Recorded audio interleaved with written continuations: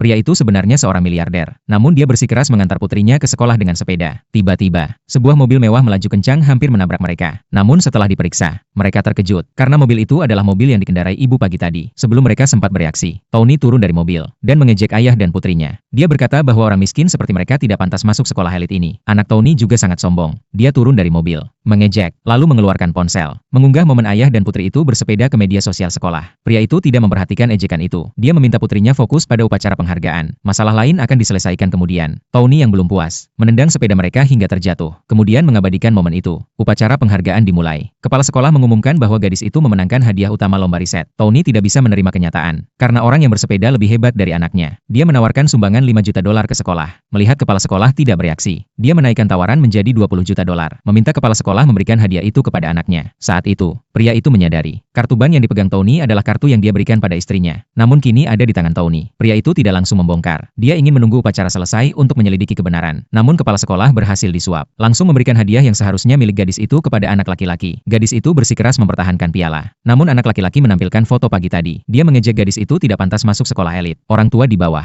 demi keuntungan lebih, ikut mengejek gadis itu. Anak laki-laki bahkan mulai melecehkan gadis itu. Pria itu tidak bisa menahan diri lagi. Langsung menghentikan anak laki-laki itu. Saat Tony sombong, pria itu sudah diam-diam menyiapkan semuanya. Kartu ban di tangan Tony sudah dibekukan. Melihat itu, orang tua lain yang sebelumnya mengejek gadis mulai mengejek keluarga Tony. Tony yang malu segera menelepon seorang wanita. Mengeluh kartu banknya dibekukan. Meminta dia mentransfer $50 juta lagi. Pria itu mulai sadar bahwa istrinya mengkhianatinya. Namun dia menenangkan putrinya agar tidak cepat mengambil kesimpulan. Tak lama kemudian, telepon masuk. Istrinya penasaran mengapa kartu banknya dibekukan, dan meminta pria itu mentransfer $50 juta.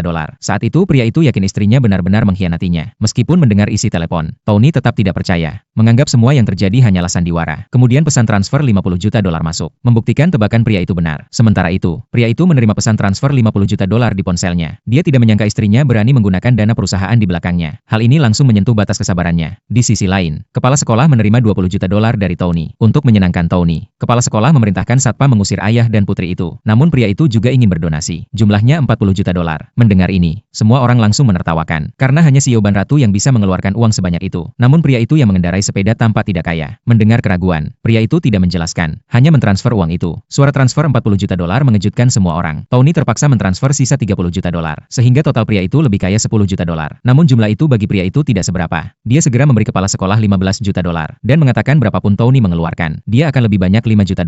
Tony hanya bisa menunjukkan foto keluarga. Ternyata ada istrinya di foto itu. Tony mencoba menekan dengan istri orang kaya, agar ayah dan putrinya mundur. Namun untuk merebut hadiah itu, dia harus membayar lebih banyak lagi. Tiba-tiba dia teringat saham senilai $100 juta.